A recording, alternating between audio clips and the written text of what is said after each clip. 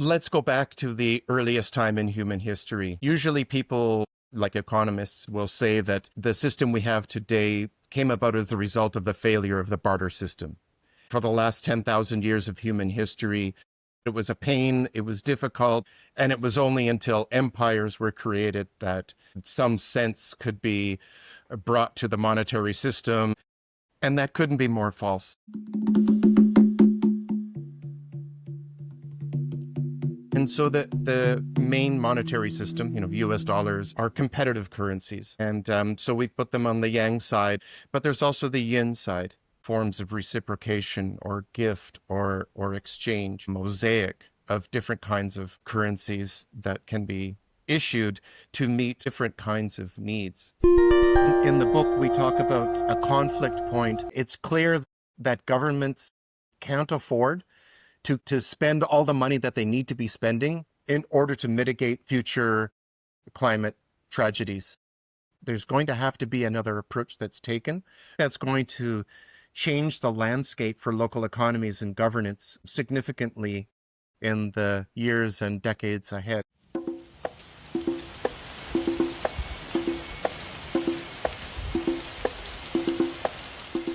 Hi, my name is Dave, and this is the Light Forest Podcast, a journey of exploration to bring more light into how we live and regenerate our planet.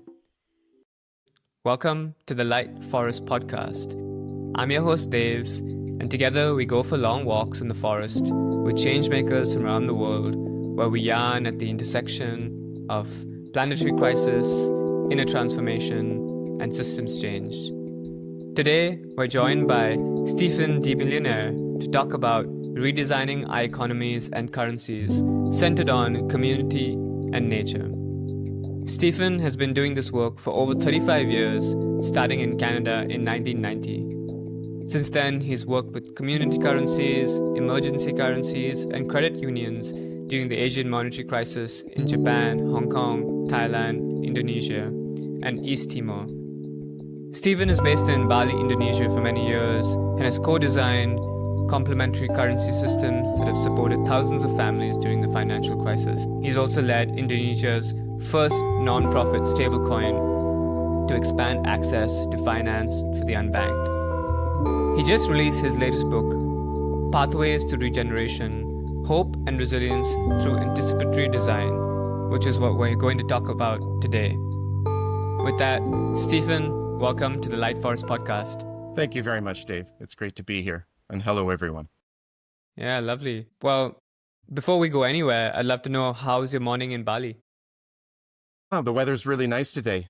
As you may know, we had some very heavy rains a few weeks ago that resulted in severe flooding and significant damage across the island. Well, it's the start of the rainy season, which actually never really ended. It's just becoming more intense.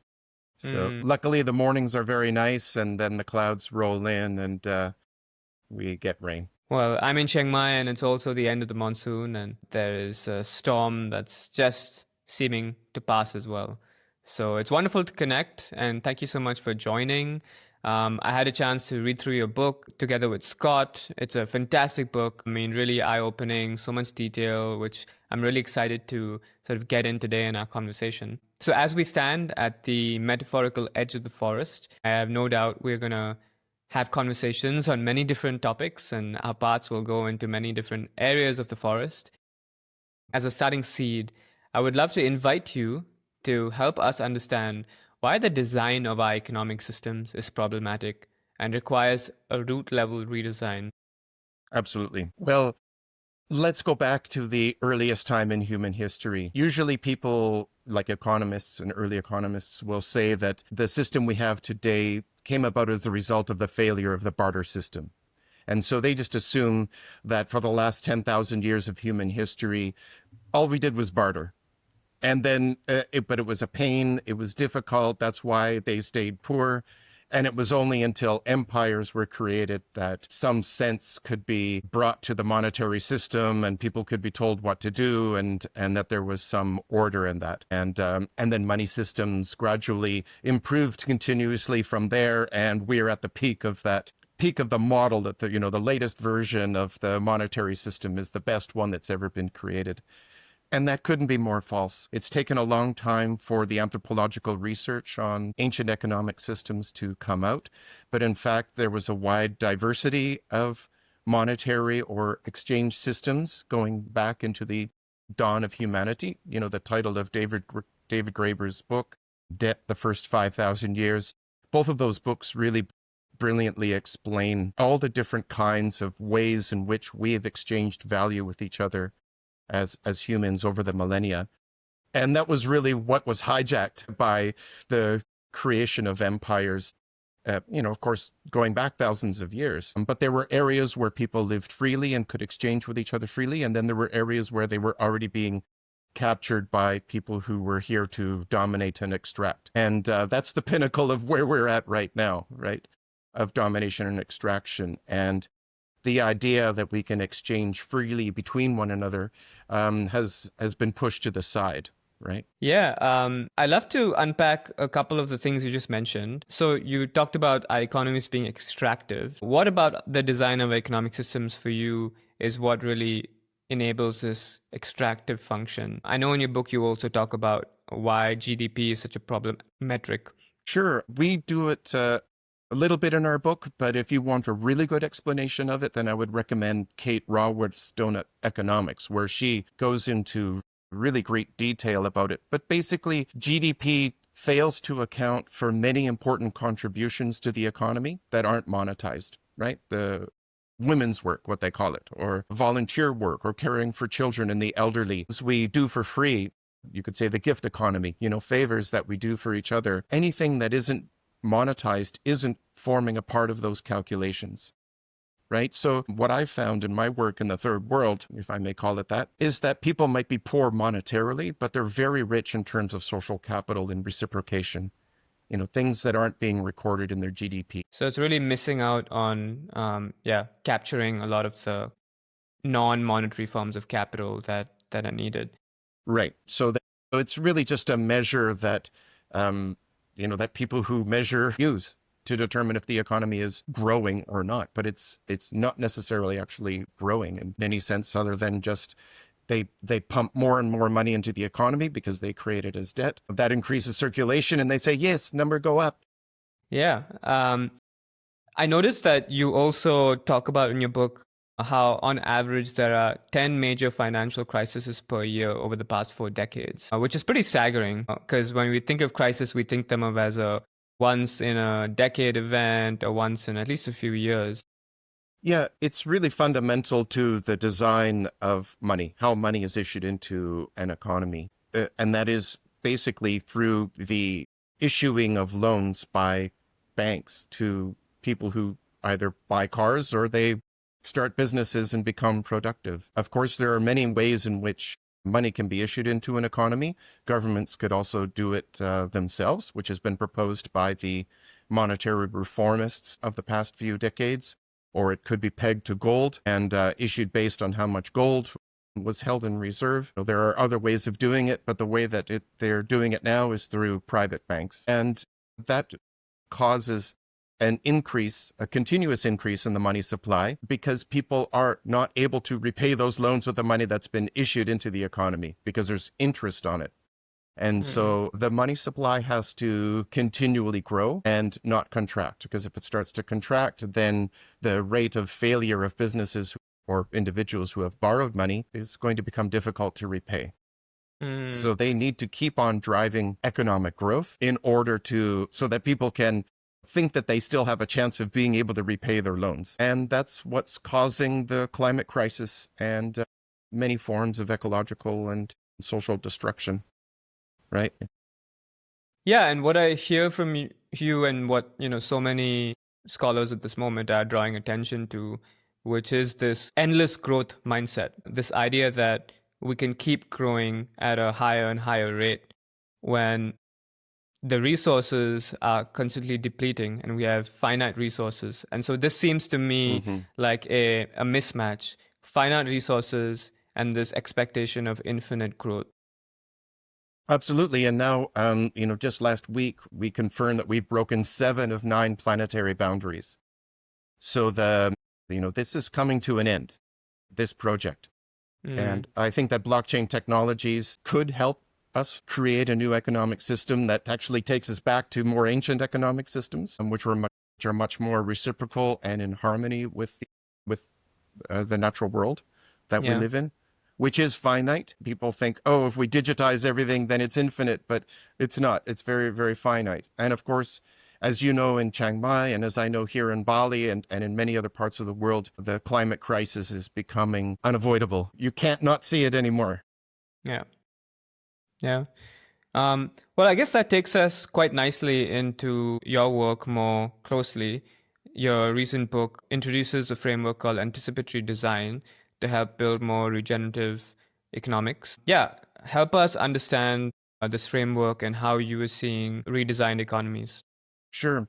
Well, as you were just saying, there are a lot of economists are really starting to talk about this, and it's fantastic. But to be somewhat critical of that, it's often quite prescriptive. So they're taking their analysis and saying, okay, this is what's going on, and this is what we need to do. And I think that that's a dangerous approach to be taking, and it's one that's I think disempowers people from becoming involved in the process of understanding what's going on around us in the world and finding solutions to it. You know, of course, someone from the West may be saying, you know, everyone should be doing these kinds of things to help save the planet. And those things might not work in different areas of the world. Those people need to become empowered to say, well, this is what's most appropriate for our community here or here, all around the world. And so Scott and I chose anticipatory design because it keeps us open to exploring what those solutions are. Because as we've learned from David Graeber and others, there's a whole lot of pathways to regeneration. And that's why we gave the book that title, rather than saying, well, communism is the answer, or dictatorship is the answer, or,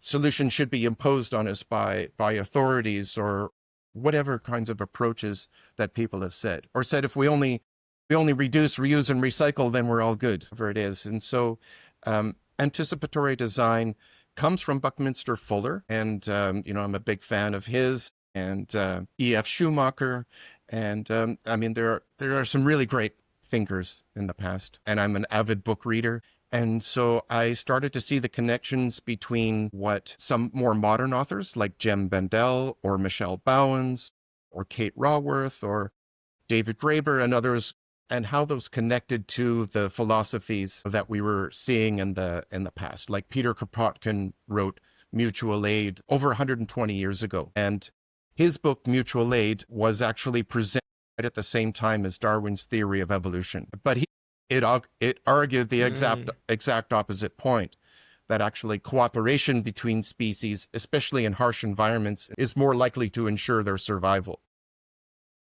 Competition between species, of course, plays a role, especially within a species. But when we're talking about how we all survive together in times of crisis, then it's cooperation. And that usually gets pushed to the side, and everyone talks about, Darwin theories and so on, and not talking about cooperative theories. Because, of course, people who promote this kind of economy need to promote narratives and ways of speaking and thinking that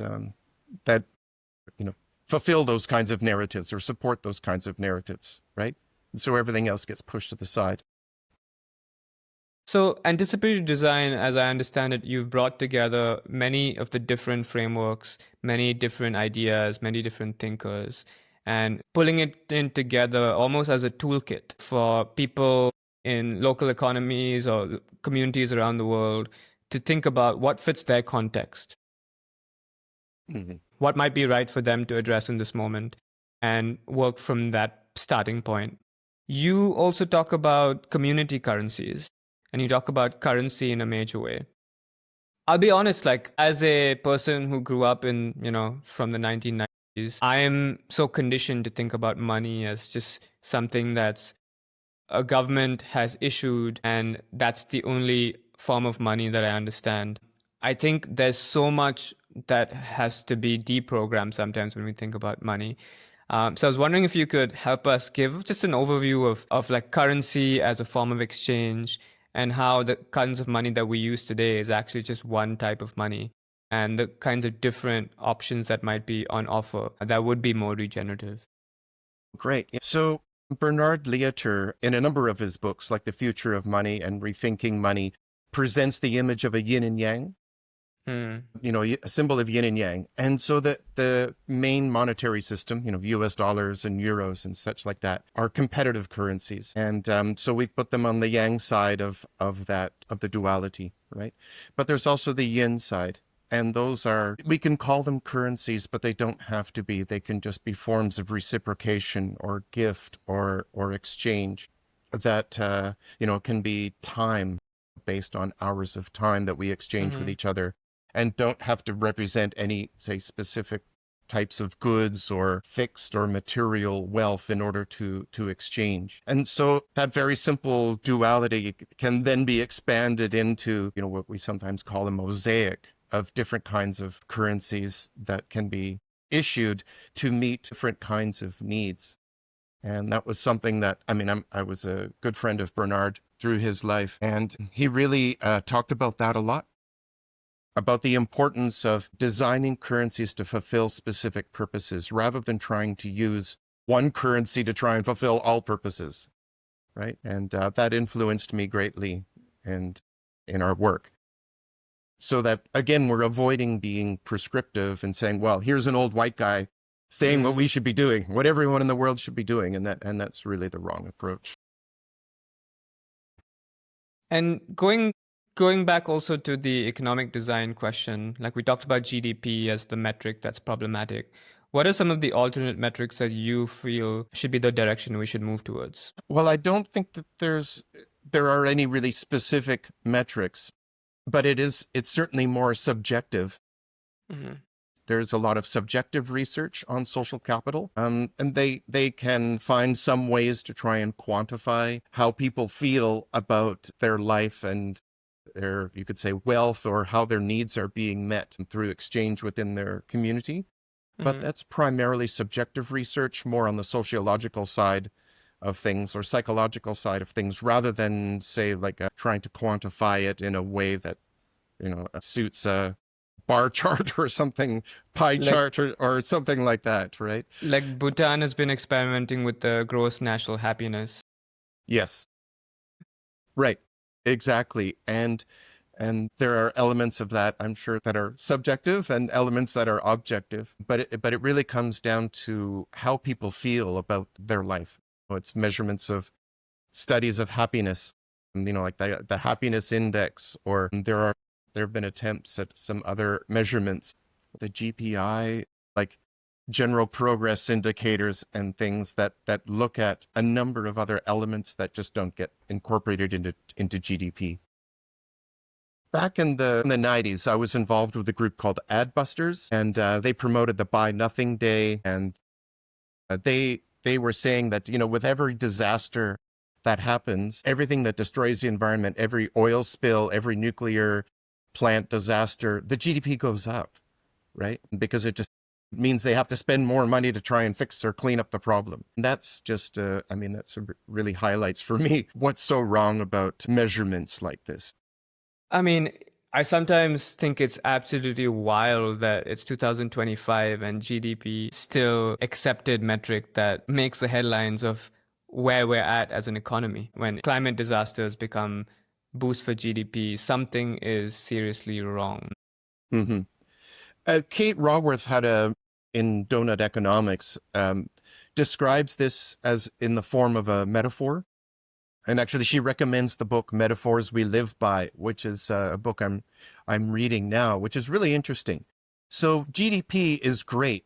It's great for politicians because it always shows the number going up. So it's easy to say, oh, yay, number go up. Because you can control that through government spending. Yeah, absolutely right. And money, and just fiat money printing ad infinitum. And that just goes into the national debt, which is getting bigger and bigger and bigger.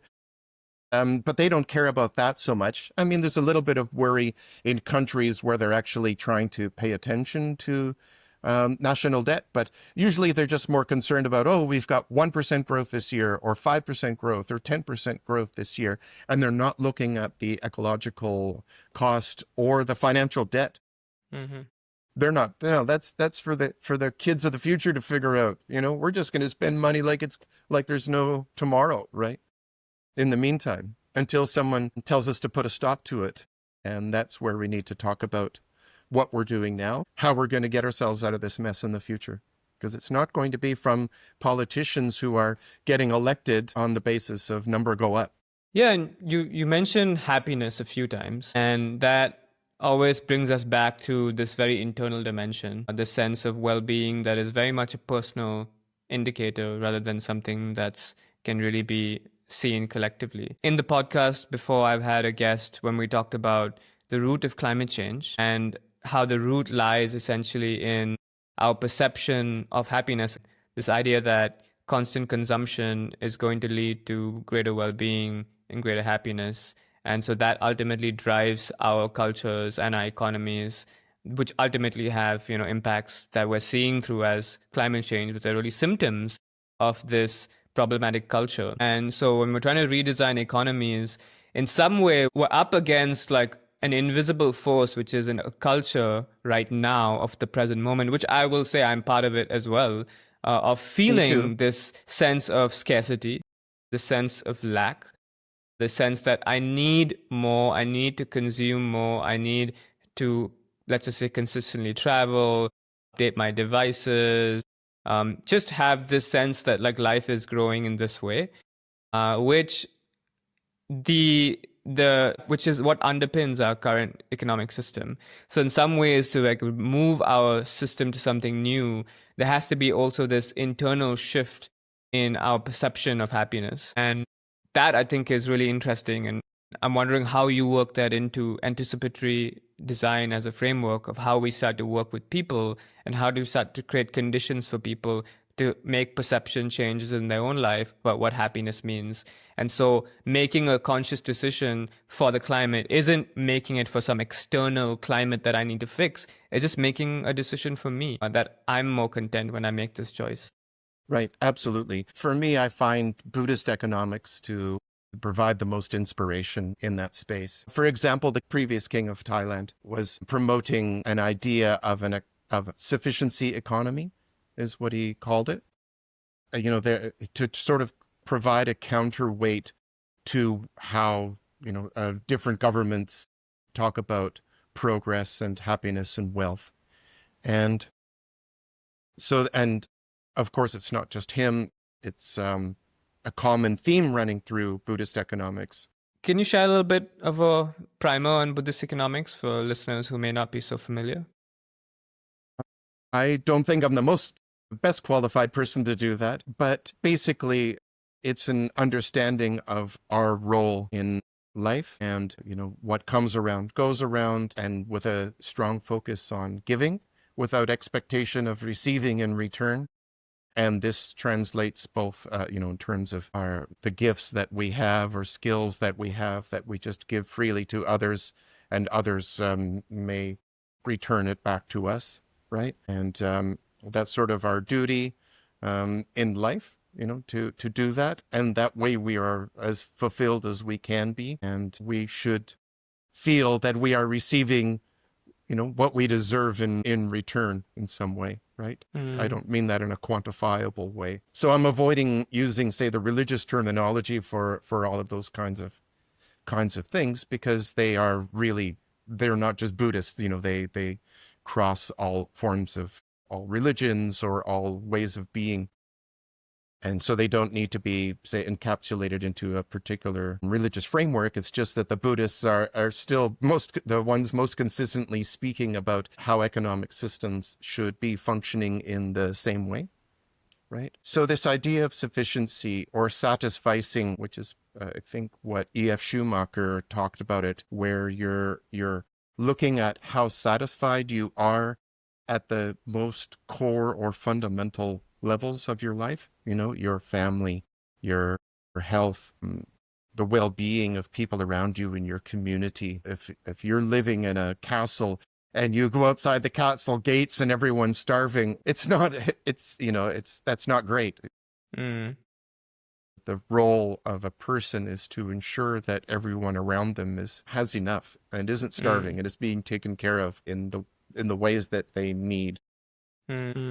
Yeah, that's really interesting. And I think E.F. Schumacher's book Small is Beautiful is something that I think has a lot of really interesting insight, especially into this idea of how we've created progress and this narrative of progress as almost like our reason for being, this feeling that like that is what gives us the sense of well-being when humanity is making some sort of technological progress. And these narratives definitely feel very prevalent, certainly even in the Web3 and blockchain space, but we'll get to that. I want to go back into the field of currency. You brought up the yin yang currency initially.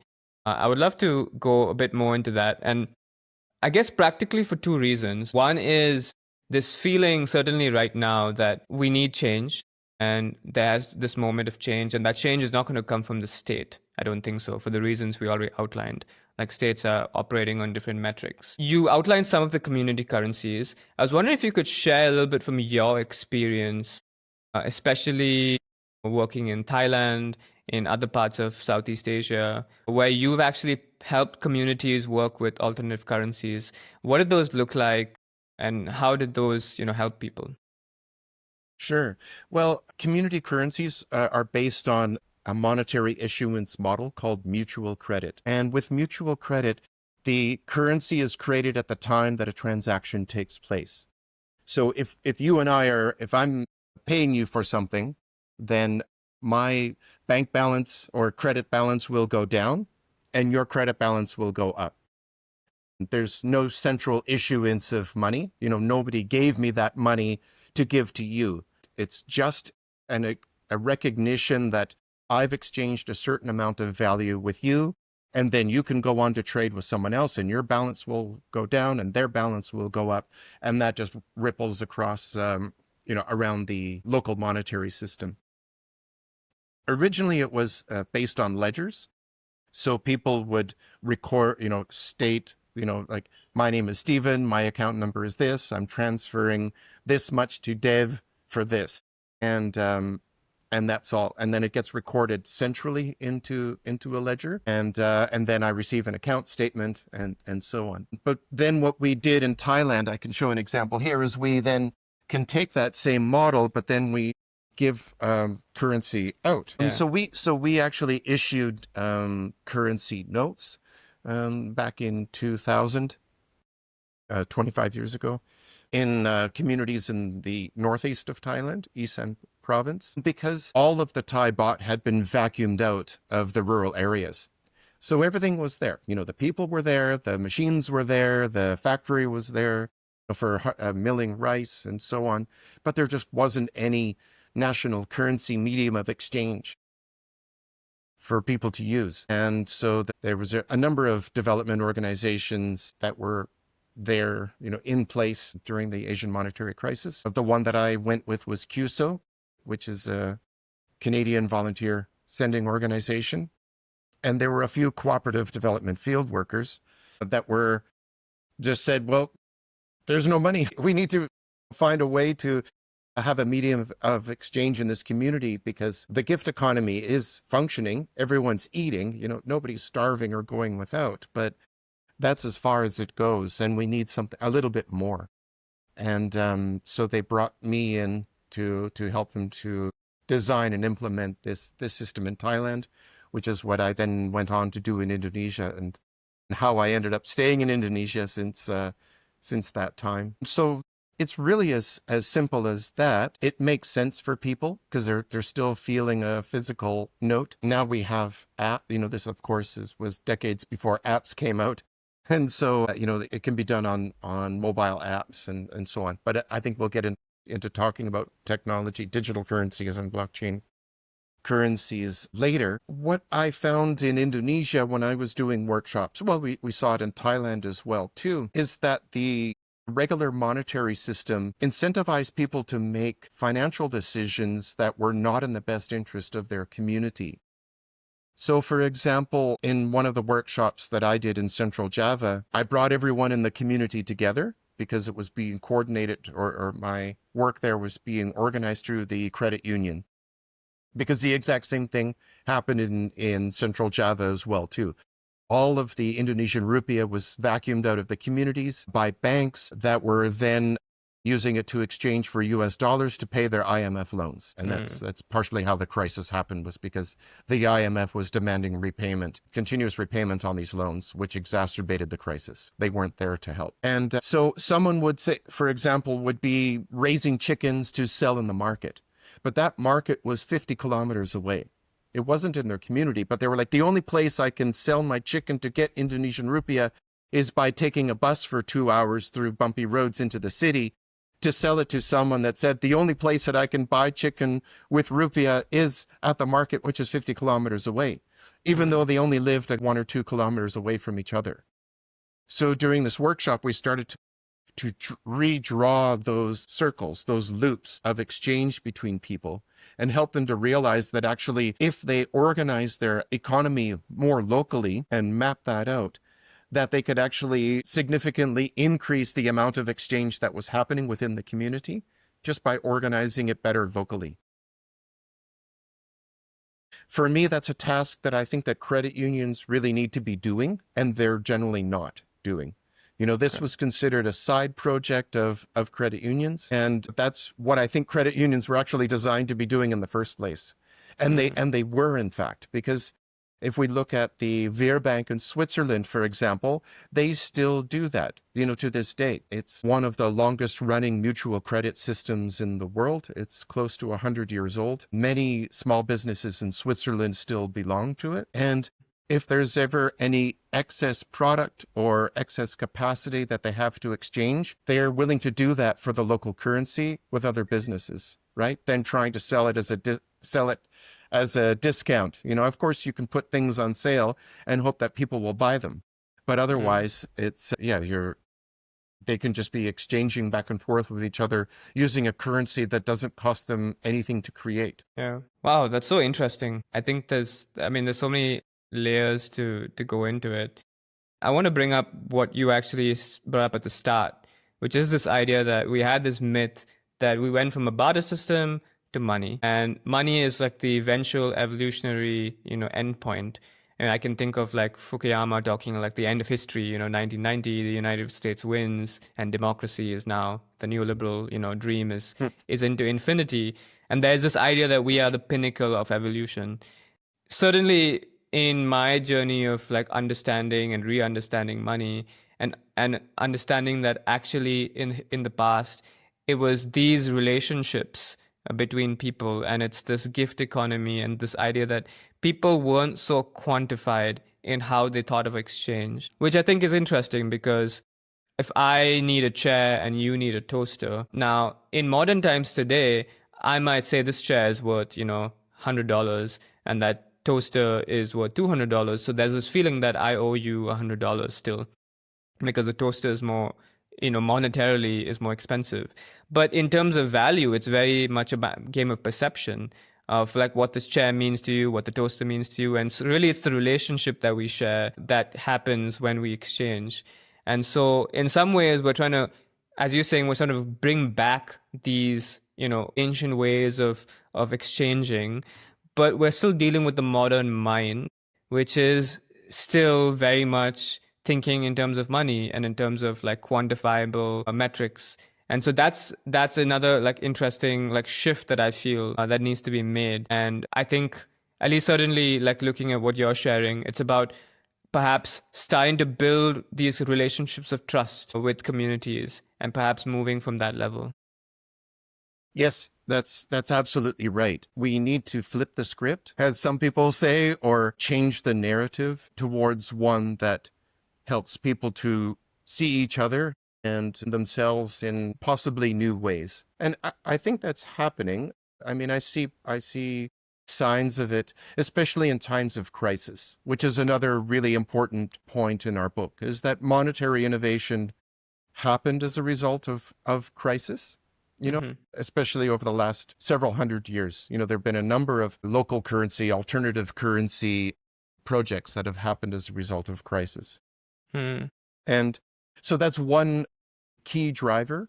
COVID, of course, opened a lot of people's eyes to what's going on in the world, through the lockdowns and through the difficulty of working, earning an income during that time. It was a real eye-opener for a lot of people about how we relate with one another. And in places where the culture of reciprocation or the level of social capital is higher, like here in Bali, it fared comparatively well compared to how things went for my friends in New York who were in lockdown. For example, it was a lot more difficult, and people, the stores were emptied and nobody left anything for everyone, and everyone was like, "Oh, it's just like a a disaster movie from Hollywood." And so there's a lot of work that needs to be done in those areas. And I think I think that there is a growing movement in this direction as we see the level of crisis, ecological crisis happening, and the level of local, the amount of local level coordination that's needed in order to recover from a major disaster like the flooding in South Bali a few weeks ago. Yeah. You can't just sit back and say, "Oh, well, I paid my tax. I'm going to let the government clean it all up," right? But that's not what's happening. Mm. Everyone is out in the street getting together. Or like we saw more recently with the super typhoon in Hong Kong and Taiwan and the Philippines, citizens realizing that they need to be coordinating a lot better between themselves because clearly the government doesn't know what they're doing in this respect, right? Yeah. And that can lead to, and that's what we're hoping will lead to a significant change in how people organize themselves in other ways as well, too. Yeah, I think certainly COVID was an experience that made you realize how important your local community was versus the national government or even the state government, or in some cases, even the city government. Because, like, your sub district, if you were living in a city, maybe just manage things better and differently versus another sub district because of the community that was in it and the kinds of trust and relationships that existed or didn't exist. I can share an example here in Chiang Mai, for instance, since you talked about reciprocity. I've been together with some friends and collaborators, including mutual friends of yours like Michelle. We've been thinking about how do we build a local community here. And we had a workshop a few weeks ago, in fact. And what was really interesting, we did an exercise called 8 Forms of Capital, where we mapped in the room the different forms of financial capital, material capital, social capital, experiential capital, intellectual capital. There's 8 forms of capital in total. I'm probably missing one or two. And what was interesting is we found that in the room, we were really, really rich in about 7 of the forms of capital. Financial capital was still present, but it was like the one that we had the least of. And so there was this interesting question of most of our needs are actually in those other 7 forms of capital, whether it's natural capital, or intellectual, or material, or so forth. And what we need is we need money to be able to facilitate exchange. Now, of course, a lot of us have already, because of friendships and existing relationships, we had already been doing a lot of exchange. But if we wanted to really, scale up that exchange, or if we wanted to really deepen and start to rely on that versus think of it as a one-off friendship, that was where the challenge we were coming across. And so we turned to this question of, okay, how do we start to, in some ways, create a system that can log transactions and basically recreate what you were talking about of some sort of mutual credit. Time banking has been something we discussed. And certainly there's a strong reliance on trust, but there's this question of, okay, but we need something that can somehow log transactions, something that can, credibly log, credibly be neutral, credibly allow us to, in some ways, exchange without full trust. And especially with more people, because a small group of people we had highest trust. But if we wanted to grow from 12 and 14 to 25 and 30, eventually that question of trust becomes questionable. And maybe this is this is where we thought of, okay, I guess maybe this is where blockchain is useful. And, this is where technology can come in. Our focus is still on building the trust, but we see, okay, this is where, and maybe leads me to the part where we talk a little bit about blockchain-based solutions that can come in to create strong community currencies, to help us create this kind of building blocks for a regenerative economy. Right. I think that community currencies that are, they can be on the blockchain or not on the blockchain. Mm-hmm. I think is a really great place to start because it helps people to shift their mindset more towards forms of reciprocation. And they're certainly easier to implement for a lot of people. As you know, with blockchain technologies, there's the public and private key management, which is a significant hurdle to onboarding for many people. Mm. And so I think that's a really great place to start. And then you run up against Dunbar's number Yeah. of 150. 150, right? Yeah. And that's when you need to start looking at more provably independent ways of managing the system. But it's Mm. also leading you into governance and down to, into a variety of different areas as well. But for me, like as you were just saying about the 8 forms of capital, I find a lot of people in this space have it like they're resistant to wealth or have issues with wealth and with earning it and so on. And so perhaps that's why they're prioritizing other forms of wealth more greatly. But if we're going to succeed in transitioning to a new form of economy, we actually need to learn how to generate wealth, both individually, ourselves, in real terms. I mean, in the terms of the fiat economy, if Yeah. that's one way of doing it, and to then be able to pool that wealth together in ways that we trust, and that's actually not going to result in a failure and a loss of that wealth. So blockchain is where it can be very helpful to aggregate wealth together and to secure it in ways that can't easily be taken away. Although it sounds like it's easy to be taken away, I think we're getting closer and closer to being ready to really roll it out for community wealth building.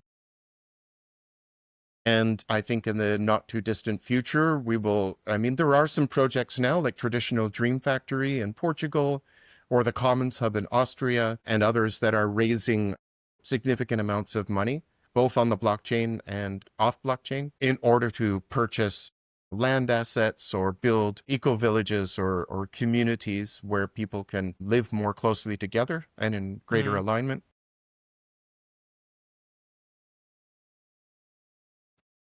Now that we've brought up blockchain, maybe I can invite you to share a little bit of your vision, your perspective on how this technology could be used. I know that in your book, you are very frank and honest with your criticisms of the direction of the industry that it's taken. A lot of the speculative and extractive mindsets certainly feel like they have also embedded themselves within blockchain. But I think the space is wider and there is a lot of interesting projects that are happening. And you have experience that you built that existed longer than even blockchain itself. So you can really ground that for us is to give us a little bit of an overview of some tangible projects and examples and how it might be used in the coming years. Okay. Well, I was involved in one of the first digital currencies, which was a mutual credit system using a basic simple spreadsheet, to record credit going in and credit going out, and it would print out statements that you would receive just like a bank statement, but it was your community currency balance. And you could have currencies like, say, like a stable coin, like pegged to a Canadian dollar or to a Thai baht or Indonesian rupiah or euro or whatever, and units of time as well too. And so you'd receive a statement which would show those, your balance in those currencies and your turnover. And one of the rules of the system allows you to see the balance and turnover of any other member in the system. Hmm. So when the cypherpunks who developed Bitcoin were talking about designing a cryptographically secure currency in the very early days, before the invention of blockchain, they were using what we were doing with mutual credit as a model. And then around 2004, about 5 years before Bitcoin was invented, this fellow by the name of Ryan Fugger took the mutual credit model and turned it into something that would work better digitally, called the Web of Trust, more anonymously. And so that Web of Trust said that, well, the money doesn't need to go from my account to your account, but if you trust this person and I trust that same person who's, a third party, I can route my transaction through them to you. And because they trust you, you trust them, I trust them as well too. And so it was a way of creating chains for transacting money. That was basically the same ideas as a mutual credit system. So you didn't have to buy tokens in order to participate. You could say, well, I have a trust line with Bob for $100 and I owe you 50.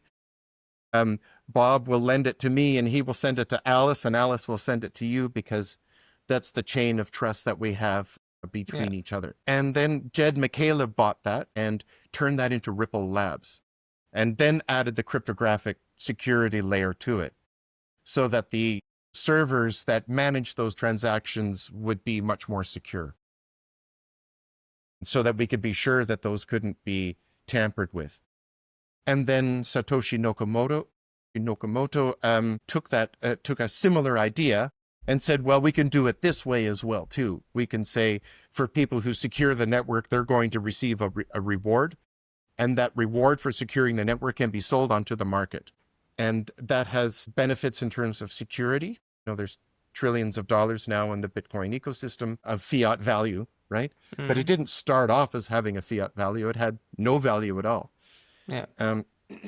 And so, but he designed a system that was also very, very secure and solid and deserves a huge amount of credit for, but it also created the opportunity for capture from people who had the money to be able to buy the Bitcoin. And it didn't go in the direction that he wanted it to. And it allowed people to come into the blockchain space that had financial wealth, even though they might not have had much wealth in terms of any other aspect. But that wasn't Satoshi Nakamoto's vision. His vision was that anyone could mine Bitcoin on their computer, on a laptop or anything like that, and win a reward. But when the mining algorithm was changed to application-specific integrated circuits, which he couldn't have predicted, of course, as technological development goes on, things started to get derailed.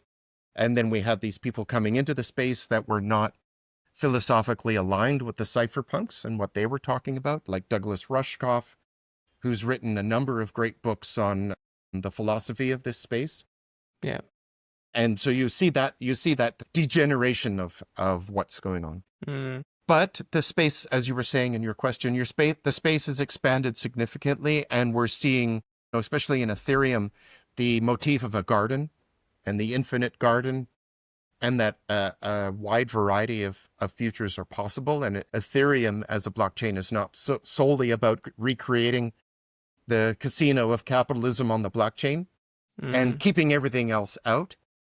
But it's also taking it to be recognized, right? It's very slow to be recognized by the leading lights in the space, right? Like we're not hearing Vitalik Buterin speak so much about it, or Glenn Whale or others. They're edging towards it.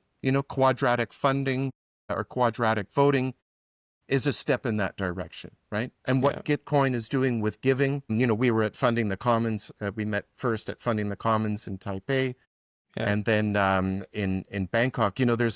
There's a lot of movement in this space towards commoning and public goods in the space. And there are some great philosophers. Of course, we know Michelle Bowens, whose fourth generation Substack is a really fantastic ongoing exploration of the movement towards how do we build financial or economic commons in this space together, democratically, right? Yeah, I had Michelle on the podcast before, and the point that he brought up was that crypto needs to get more connected to producers on the land. So, farmers, regeneratives, people building actual solutions, and get less on the cloud and more on land. Yes, that's cosmolocalism, right? Yes. That's exactly what we need to be doing, is redirecting a lot of that wealth, not solely towards developers, right? That's the criticism I have a lot of the public goods funding space on Ethereum up until now has primarily been focused on developing software development, right? So when they talk about funding the commons, for example, it's about funding the software development commons and not about funding the local commons. But then we've seen the rise, like at the General Forum on Ethereum localism in Boulder earlier this year. the rise of Ethereum localism, which is a great space with a lot of really awesome people in it that are looking to redirect funding towards this space, right? Mm. Towards investing in local production and local communities, and like Zuzalu and pop-up cities, which have been some great experiments, and Chiang Mai as well too. Mm. Infinite Garden, I think, or what is it called? Yeah. Yeah. Some of the pop-up spaces have helped people to see that it is possible to more productively root what we're doing into a Yeah. number of spaces, and then we're seeing that progress into say like a federation of independent communities where wealth is being rooted in various places around the world. Yeah. And that is then going to lead towards production, food production and livestock production and cheese production and bread production and a wide variety of different kinds of things that we want to have around us, right? Mm. So it's not anywhere near where I want it to be, but I'm really happy to see how it's progressing, right? Yeah. And this is our contribution to that unfolding as well. So what I hear from you is that on one level, the biggest contribution of the blockchain space and the Ethereum space is funding regenerative activities. So funding activities that may have nothing to do with the blockchain itself, but funding activities, whether it could be a regenerative farmer or a researcher like yourself, someone who's doing work that is helping us move towards, new worlds and new systems. And that's certainly been my experience as well in the last year, attending these forums. And oftentimes it's really meeting interesting people who are trying to push the needle. But the question of the technology might not be there yet. At least with Ethereum, oftentimes it's still a bit expensive or it's a bit slow to use. Layer twos, the experience of that is really, really difficult. Right. And even for someone like myself, who I consider myself at least above average as far as using technology is concerned, I still struggle with the managing MetaMasks and layer twos and bridging and all these swaps that need to happen just to get a basic transaction down. Exactly. But you're working so closely with local communities. I think you have an insight into what people are like on the ground more than most. Where would you feel like, what if you were to look at some of the projects today, or maybe something that needs to be created, what would you feel could be that, I don't want to use the word silver bullet, but could be that chat GPT moment, perhaps? I'm hesitant to say that too. But you know what I mean, of like that kind of application that takes us into a big next step forward that causes a big perception shift, like, we can now issue currencies in this way and we can enable cooperation in a whole new way. Right. Well, Scott and I have a lot of experience with community currencies, and we wrote the book because, like our book Pathways to Regeneration, because we're seeing the disconnect between community currency people and blockchain people is still very big. And for those reasons that you were just describing, a lot of community currency people feel like people in the blockchain space are gamblers or speculator types and number go up types. And the technology is yes, very cumbersome. It's costly to implement. It's risky. There's been a lot of smart contract exploits that have happened. There's a fair amount of distrust on the community currency side for what people are trying to do in the blockchain space, hopefully up until the point that people read our book. And then on the other side, in the blockchain space, they think of people in the community currency space as hippies, they're Luddites, they're anti-technology, and they don't get it. They're all broke, they don't have enough money to engage or buy cryptocurrency, let alone have a sufficient level of understanding of the technology to use it. So that's where we see the thinkers in the blockchain space have sort of been treating, they've been approaching community currencies. Like if you look at Radical Exchange, for example, the documents from E. Glenn Whale on the Radical Exchange website and some of the projects that they've done talk about community currencies, and they've tried to implement them through the pop-up cities that they've done, but they've never talked to us. I'm one of the leaders in this space, and I'm not asking to be connected, with say Glenn Whale or Vitalik or some of the others, leading lights in the blockchain space, but they haven't actually reached out. They haven't done the research on what we've been doing for decades in the community currency space on the other side. And so Scott and I saw this. We go to things like DevCon 7 and they're like, no, we don't want you speaking at our event. The Ethereum Community Conference in Cannes last June. My request to speak on the multi-decade history of community currencies before Ethereum was denied. Right? So they still want to have people come up on stage and say, number go up, Ethereum is great, it's rich and stuff. But when we want to talk about regenerative finance and so on, that is still very much shoved to the side. So and that's really important for Scott and I, because we are in the blockchain space. I bought Ethereum in the crowd sale. It's so we get what's going on the blockchain space, and we get what's going on in the community currency space. And our book is an attempt to try and bridge those two communities together. And then when we can do that, then we can have more effective conversations about how governance should happen and what tools we need to build for communities that are incremental in approach, right? Because governance is not something that you can just say, okay, this is how we're going to govern this thing. But you have to start with saying, okay, well, what level of trust do we have between each other? And that can be encapsulated into a form of governance at this stage of our relationship. And as we start to recognize either a decrease in the level of trust between the people who are already engaging with each other, or an increase in the level of trust between people who are engaging with each other, how do we then change governance to accommodate that as well too? Right? And then the economic tools that come out of that as well. So those should almost be non-blockchain in the beginning, just using regular databases and such for high trust environments. And as the level of trust decreases, as you add more users to the system, then you do need to start bringing in blockchain-based tools that better protect the wealth that's being transacted on that platform. So that's where we're going with it, but we're still not getting the message through to people generally in the blockchain space, as long as, events like Funding the Commons are still side events to Ethereum events, right? They organize their own. They're not part of maybe, the leaders of Funding the Commons will speak on stage at the Ethereum event, but as long as Michelle Bowen still needs to kind of say, hey, I'm here, I'll speak. There's, that's sort of how the approach. It's still very much the approach that we need to take, is to try and sort of beg for attention from the Ethereum space in general. And that until that changes, what we're doing is still going to be very much on the fringes of the Ethereum space, at the edge of the forest. And, even with Ethereum localism, it's a fantastic project that they're doing, right?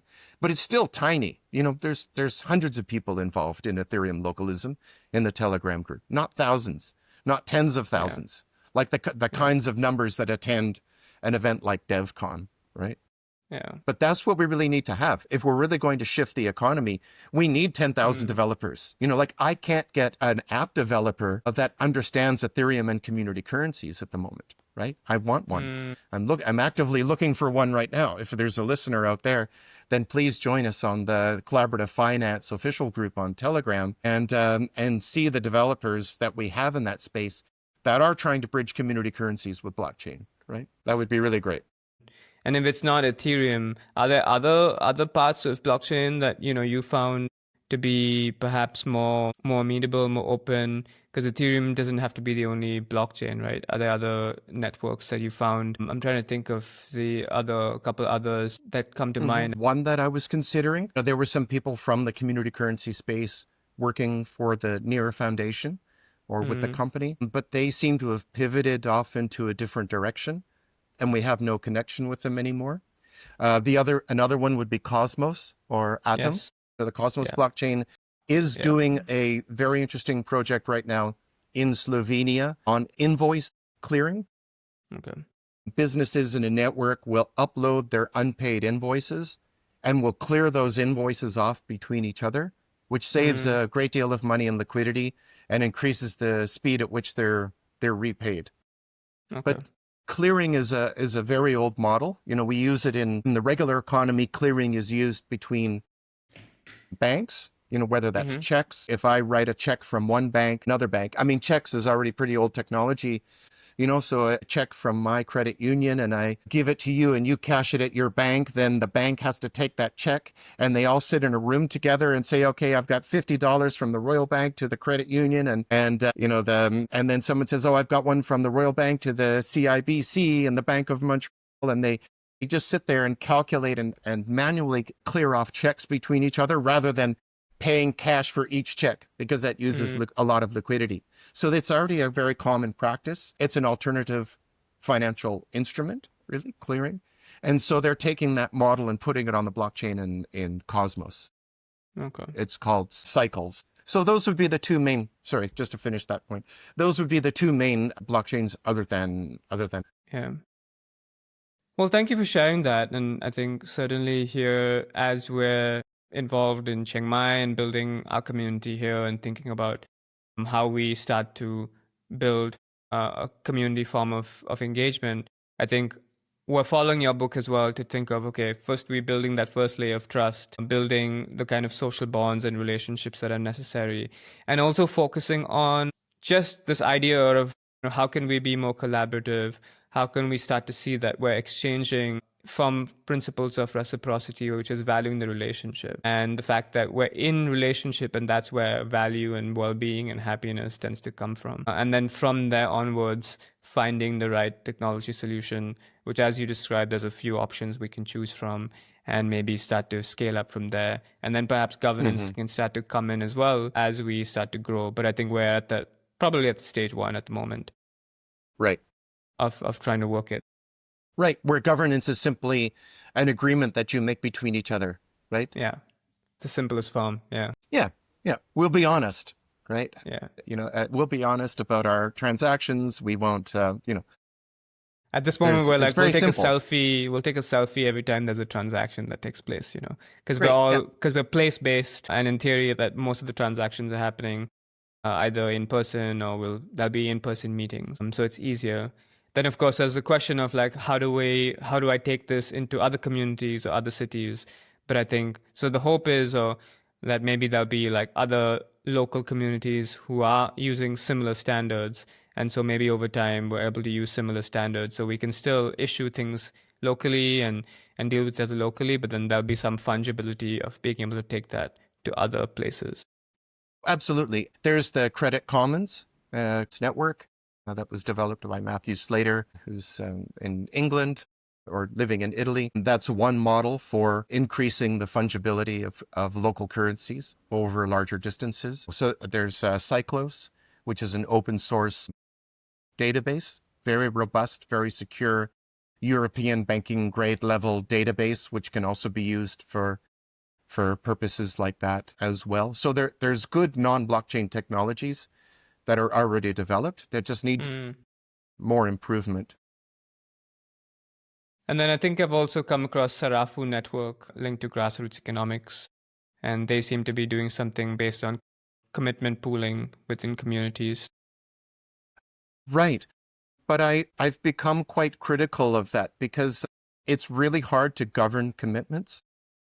So, if we're exchanging time and we both commit 5 hours of time into a pool, that basically opens up the opportunity for you to use my time in any way that you want. For example, you could say, okay, Stephen, I'm buying 5 of your units of time and you're going to paint my house and clean my toilets, right? So it works if you're doing similar kinds of tasks like harvesting together or building a barn. That's commitment pooling commitment pooling is something that's been done, for millennia in human society. And it's primarily agricultural in scope for those reasons. Because you say, okay, we're all going to be doing the same job together. We're all going to be harvesting, right? We're all going to be building the barn. So It was a simple matter of just saying, okay, I'm committing 5 hours, you're committing 5 hours. We're all committing 5 hours or 8 hours or 2 days of work and so on to this task. So it has issues with scaling, and I think that's the problem that that they're having with that project. So it has a niche. I'm not saying it doesn't have a niche, but I think it has challenges that make it work better in Kenya than in a lot of other places. Okay, interesting. Well, we're sort of getting towards the end of the conversation. So I wanted to, maybe this is a nice time to do some, let's call it future forecasting, kind of in two directions. I would love to hear on some of the regenerative pathways that you would like us to start taking, or that you feel are like ripe for plucking, if you will, in the next few years, in the next 5 to 10 years, perhaps. And in relationship, I would love to know what your perspective might be on potential financial crisis that might be down the line. There is a lot of conversation. There's a growing conversation around, the decline in trust in the U.S. dollar, and a financial crisis that might be linked to the dollar potentially falling and crashing. I know there's even fringe MAGA movements in the U.S. that sometimes see this as an opportunity for their own movements, and Bitcoin in some ways coming in as ways to help the U.S. Devalue their debt. I'm far from an expert in any of these areas. The fact that our system itself, as you said, is nearing an end. It's done. Like, it cannot keep sustaining itself. So there is this sort of natural collapse or composting that's going to happen. So on these sort of two lines, I would love to know your perspective and your forecast on what you see, what we can expect and what we should look for. Right, sure. Well, what's really interesting me now is the establishment of communities, going from pop-ups to more place-based communities, like the Commons Hub in Austria or in other traditional Dream Factory in Portugal or Refi Sicily. There are many communities around the world now that are taking the ideas from, say, pop-up cities like Zuzalu and buying homes together and buying farmland collectively and becoming more place-based. And I think that aligns with Michelle Bowen's view on how things are going. But that's a pathway to regeneration there. Yeah. And I'm hoping to find more communities that are interested in our book and would like to bring Scott and I over for a visit, spend some time together so that we can open up our toolbox together. Scott and I have worked from to America, to Canada, to Europe with communities on these things. And so there's that approach there. Mm-hmm. That would be the main one, starting with communities, whether a neighborhood, a town. Regions and cities become much more difficult, although there are some interesting projects like the Community Wealth Building Project funded by the City of Amsterdam, that some of my colleagues are working on there, which is very interesting. Yeah, so there's that. I think there's a few pathways that we'll be seeing really gain traction over the next 5 years. And about monetary crisis, yes, I think, Michelle talks a lot about civilizational transition and how the symptoms that we're witnessing in the world today, the move away from the United Nations and the power games that America and its strong ally Israel are playing in the Middle East, and what Russia, China, North Korea, Iran are doing, in their pull, and what ASEAN is doing with the QR-based payment system. As you know, if you have a bank account in Thailand and you come to Indonesia, you can pay by QR code. And instead of having to buy US dollars and bring them to Indonesia and go to a money changer and convert them to Indonesian rupiah, you can just pay directly by QR code, which really, now America is considering that to be a trade threat, Yeah. They've said that because Indonesia uses this QR code payment system, it's a threat to the US dollar. Mm. But it just makes sense from an economic perspective for all of the countries in ASEAN that do this, and they all are. Yeah. the rollout isn't complete. It's a multi-year rollout, but it's fantastic, and it eliminates the need to be holding on to trillions of US dollars in order to facilitate cross-border trade between neighboring countries. It just makes sense, right? And we're seeing that happen in Africa as well, too. A reduced reliance on the US dollar, let alone the sell-off of US treasuries by Japan and China and other countries that are significant holders of them, are starting to draw that down as we move into a multipolar political and financial world. I completely forgot to mention BRICS as well, right? Which is, I mean, the economies of the countries that are participating in BRICS aren't super strong, other than China. But, you know, as they can get their financial house in order, as some European countries need to do that are part of the euro, you know, if they can strengthen their economies in general terms, then, you know, because I'm speaking outside of the box that we've been talking in, right? I'm talking about GDP economies and so on. But also, you know, it's a number of those countries are struggling to meet their citizens' needs, you know, even in terms of the fiat economy. So yeah, that's kind of a different, you know, thing, right? But yeah, we're going to increasingly see fractures, and we're probably going to see a lot more engagement in power politics than the decades of peace that we've had, when the members of the UN Security Council treated their role with a bit more respect than they are now. Not a whole lot more respect. I mean, all of the members of the Security Council have taken turns in violating that agreement, right? That's really interesting in the sense that we were talking just until a moment ago about like a ground up community movement, right?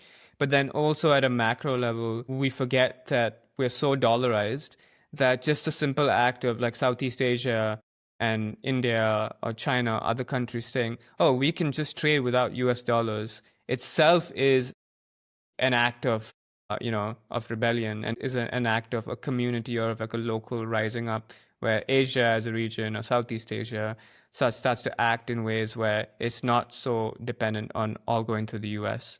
And so what I'm hearing from you is kind of that's happening at a national level, but then also then at a local, hyper local level, that's happening as well, where just neighborhoods and communities and small towns themselves doing the same thing that in India or Indonesia might be doing to the dollar. And so like that seems to be like the movement. And perhaps there'll be tensions there as well, right? Because the national currencies as well, you know, the national governments may see that as a threat against the national currency. But for now, at least, there's this shift on a global level. Right. So for us in the book, we talk about a conflict point related to how climate crises and disasters are mitigated. It's clear that governments can't afford to spend all the money that they need to be spending in order to mitigate future climate tragedies, right? They can't. There's going to have to be another approach that's taken that's much more specific to local areas. So I think that's going to change the landscape for local economies and governance significantly in the years and decades ahead, and that there will be a conflict between national governments that see a decline in their power and might strike back. You know, their little empire might strike back in the same way that America is trying to strike back against all of the countries that are rebelling against the US dollar as they see it. So hopefully that makes me optimistic for the future, because then there's like a cascading series of transitions towards decentralization, which I think is the fundamental nature of humans. Like, we've always tried to express our freedom, and that is a feature of decentralization, right? The ability to move to where we want to do what we want to do, where we want to do it, and such. Yeah. And, you know, of course, there's going to be those who oppose it and impose passports and visas and make those kinds of things extremely difficult for people. But I think that we might have the opportunity to open that up a lot more in the future as we negotiate rights, right? So in the same way that we have negotiations related to trade, we can have negotiations related to movement. That's what I hope.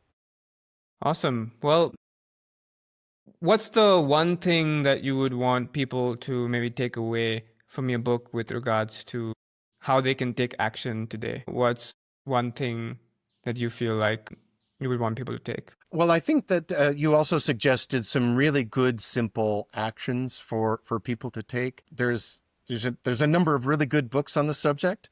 Yeah. So, I mean, getting educated, reading, drawing from a variety of books. Maybe we can put them in the show notes. Sure. Yeah.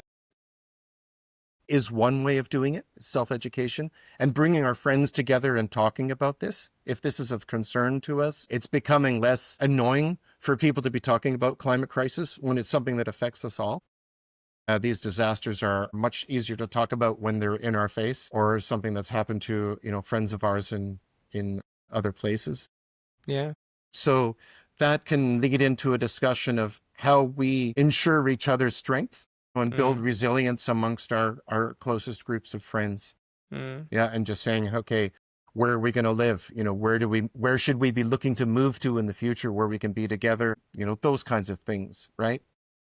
Are there any interesting communities in Bali that you recommend engaging with? There are a few, like Taman Patanu in east of Ubud is a kind of eco-village. There are a few others that are the Global Eco-Village Network for Asia. Yeah, Genoa. Yeah. Asia, Southeast Asia has a list of communities as well, too, on the eco-village side. But those, as leading edge ones, they can still feel a bit like a commune.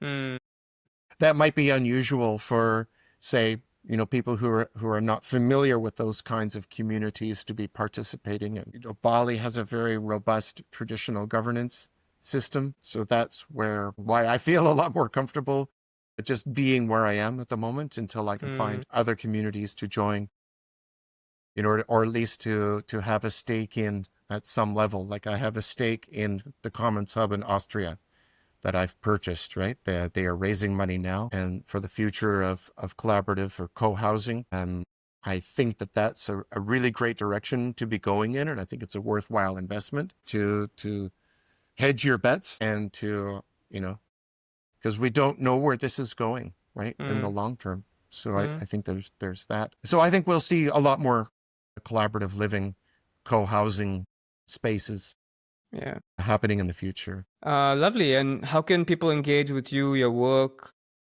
What are the ways that you would love people to reach out to you and work with you? Find me on LinkedIn. I think that's a really great place to go. You can see my background and history and connect with me there. We have the Collaborative Finance official group on Telegram Messenger. Those would be the two best ways to connect with me. Just reach out to me through either of those ways and we'll take it from there. Okay, lovely. Well, Stephen, thank you so much for sharing so much insight that you've gleaned over the many decades and your journey as a bridge builder that's so apparent, bridging the world of community currencies and perhaps more land, local communities together with the blockchain world, which offers so much potential. And I think you see that potential, and I can see that you're wishing and yearning for some meeting, some intersection, which seems would be beneficial for all of us, give us that sense of agency, that decentralized option that we are clearly yearning for, clearly looking for. And it's, and it's really helpful to have your book to be this guide, I think, for all of us as we are trying to make better choices for ourselves, as we're trying to tangibly build communities. And it can feel difficult. Our mindsets itself have to shift. Our thought patterns and our values that we've been conditioned to for many decades sometimes can still hold us back, can sometimes still limit our imagination. But I would say Light Forest is, part of my journey to do just that, to start to remold the neural pathways, to start to connect to people like yourselves who have been doing this for a long time. And I hope that this conversation can be helpful to many, many people. For listeners, this is the Light Forest podcast. You can find us on YouTube, Spotify, Apple, Substack, where there's also a newsletter that runs there. We are now starting to evolve and grow into a community as well. And the hope is that we'll be able to do more residencies, more place-based work as well in the coming year. We'll be doing our first residency next week. So I'll be sure to share more information about that on the Substack. So please subscribe so that the algorithm overlords know that this content is meaningful and valuable and that more people should hear. And I'll see you on the next walk in the light forest. And thank you very much, Dave.